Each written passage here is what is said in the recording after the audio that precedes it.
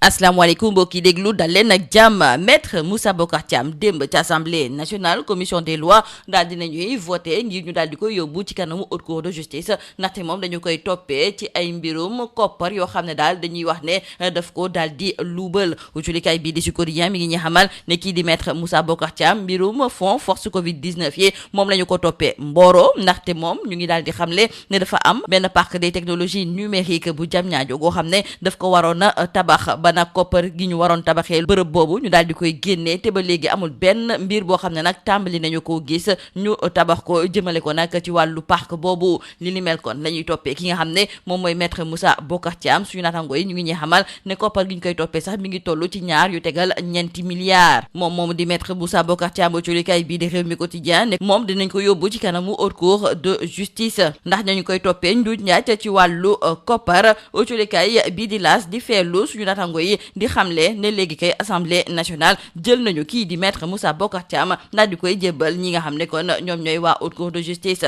wante moom ci boppam ma ngay xamle ci biir culikaay bii di l'observateur ne àlla mukk moom du mës a def kaso moom muy daal di xamle ne du am lenn loo xam ne nag tey ji magistrat yi mun nañu ko jël daal di koy teg ci ndoddom moom kay mbirum politique complot politique dong de moom moo tax nag ba tey ji ñu bëgg a tëj gémmiñam fexe nag ba daal di koy neenal moom mu daal di gis ne procédure boobu nga xam ne démb ñu ngi ko doon amal ci assemblée nationale jaru ko woon de ndaxte règlement intérieur bu assemblée nationale mayul ñi nga xam ne kon ñoom ñooy député yi ñu jël ko yóbbu ko ci kanamu haute cour de justice ba léegi ci biir culikaay bii di Le Quotidien suñu naataango yi di ñu jottali ay kaddu maître Moussa Bocar Thiam moom muy xamle ne amul benn rapport boo xam ne tey ji mën nañ cee sukkandiku ngir wax ne moom dafa daal di luubal koppar di am ba des culikaay bii di Le Quotidien ne kii di maître Moussa Bocar Thiam moom démb commission des lois daal di nay ànd ci bëgg-bëggu joriñ gi di Yacine Fall boobu fekk na nag ñu ngi doon liñatu tamit dossier wu Abdoulaye Diouf Sarr wante bosam dañu ko daal di dàq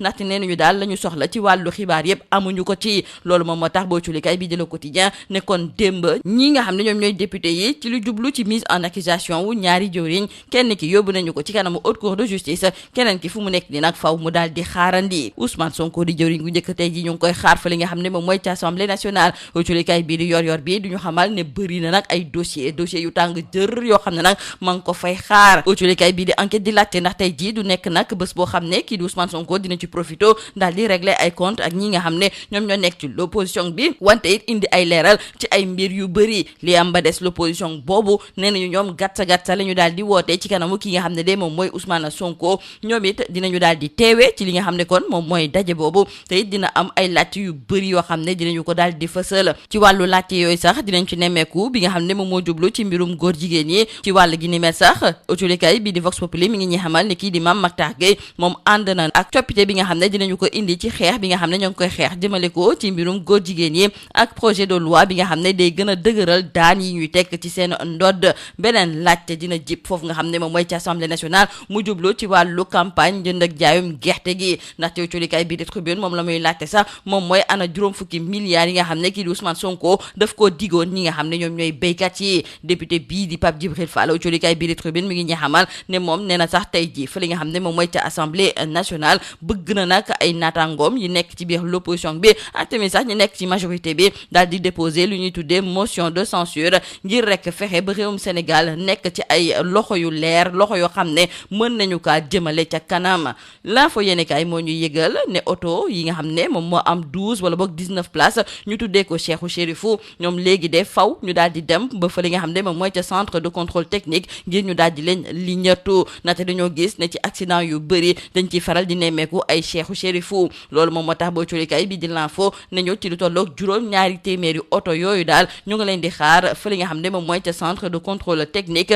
colikaay bi di Le Soleil di ci yokk di xamle ne li ko dalee ñetti fan ci weeru mars Cheikhou Chérifou yooyu faw nag ñu dem defi li nga xam ne moom mooy seen contrôle technique jeexale ko ak wàllu tàggat yaram rawatina nag suñu wàllu supporter yi nga xam ne ñu ngi leen tëj fa li nga xam ne moom mooy ca Maroc record moom moo bëgg ci ni mu gën a gaawee ñu daal di leen bàyyi ñu ngi ñuy xamal sax ne dina am ab doxum ñaxtu national goo xam ne ci samedi gi lañ ko fas yéene amal ba léegi ci lu jublu ci wàllu supporter yooyu autolikaay bii di Subatel moo ñuy xamal ne njiitu réewum Sénégal di Bassirou Diomaye Diakhar Faye bind na ab bataaxal buuru Maroc ngir ñaan ñu daal di jéggal ñooñu nga xam ne kon ñoom ñooy fukk ak juróom-ñetti supporter yi ñu tëj foofu nga xam ne kon moom mooy ca Maroc autolikaay bi bii di Subatel ne noonu nga xam ne kon moom la Bassirou Diomaye Diakhar Faye daal di doxalee loolu dégg na dëggal suñu wàllu diplomatie fexe nag ba gën a rataxal diggante réewum Sénégal ak réewum Maroc ndaxte nekk na ñaari dëkk yoo xam ne dañoo yàgg jëflante lii moo nekkoon boxjulkat yi li gën a fa si biir autorité ñu leen ñaanal jeex turu bës ak jàmm. Mesdames et messieurs, bonjour. Dans le cadre du dossier du fonds Force Covid-19 hier à l'Assemblée nationale,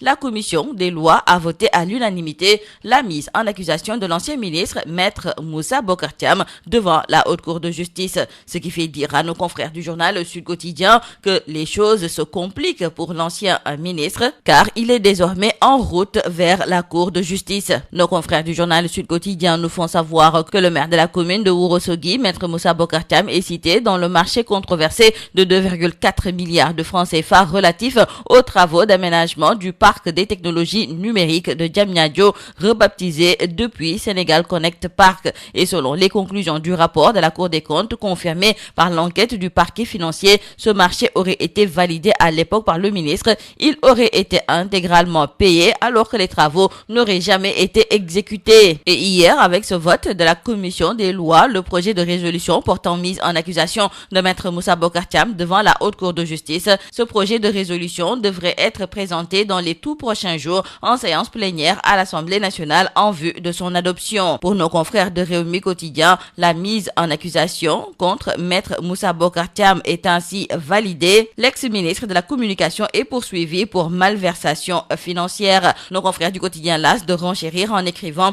que l'Assemblée nationale livre Maître Moussa Bocar Thiam à la Haute Cour de justice. Cependant, le concerné déclare dans le journal L'Observateur qu'il ne fera pas la prison. Maître Moussa Bocar Thiam, qui s'est entretenu avec nos confrères du journal L'Observateur, déclare qu'il est persuadé qu'aucun magistrat ne donnera de suite à ce complot politique qui vise exclusivement à museler un adversaire politique. Il ajoute que la procédure est nulle et de nul effet parce que l'Assemblée nationale ne peut saisir la Haute Cour de justice en vertu de son règlement intérieur. Quoi qu'il en soit, retenons avec nos confrères du quotidien Le Quotidien qu'hier, la commission des lois a validé donc la demande du ministre de la Justice, Yassine Fall, concernant Maître Moussa Bocar Thiam. Et pour ce qui est de Abdoulaye Diouf Sarr, nos confrères nous font savoir que son dossier a été renvoyé pour complément d'information. Ce qui fait dire à nos confrères du quotidien Le Quotidien que les députés ont coupé la poire en deux. Le Premier ministre Ousmane Sonko est attendu aujourd'hui à l'Assemblée nationale. Ousmane Sonko face aux députés sur les dossiers brûlants, écrivent nos confrères du journal Yor Yorbi. Et dans le journal Enquête, nos confrères se demandent si ce ne serait pas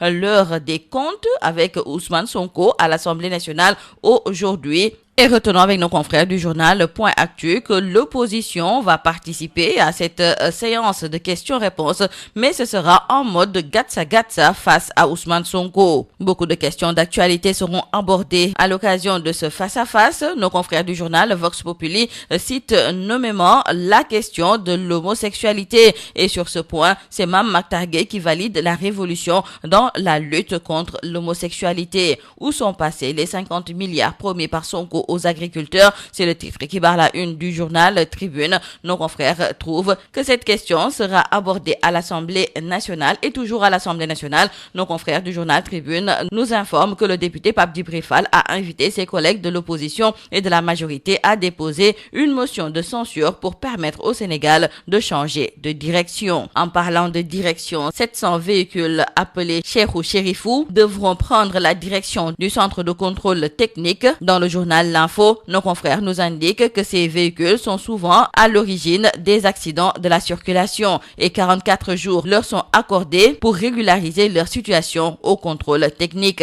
Nos confrères du quotidien Le Soleil nous parlent également de sécurité routière avec l'État qui serre la vis aux minicars. Et retenez qu'à partir du 3 mars, l'État lancera une vaste opération de rappel systématique des véhicules de transport en commun de 12 à 19 places dont les célèbres minicars Cheikhou Chérifou pour un contrôle technique renforcé. Terminons par le sport. Tout d'abord, retenons avec nos confrères du quotidien Record qu'il faut libérer nos supporters qui sont encore détenus au Maroc. D'ailleurs, une marche nationale est prévue samedi prochain. Et dans le journal Subatel, nos confrères nous font savoir que le président de la République, Bassirou Diomaye Diakhar Faye, sollicite la grâce de Mohamed VI. Le président de la République a donc décidé d'intervenir directement. Le chef de l'État aurait adressé une lettre au officielle au souverain marocain sollicitant une grâce en faveur des supporters condamnés. Cette initiative diplomatique viserait à obtenir un allègement des peines tout en veillant à préserver les relations historiques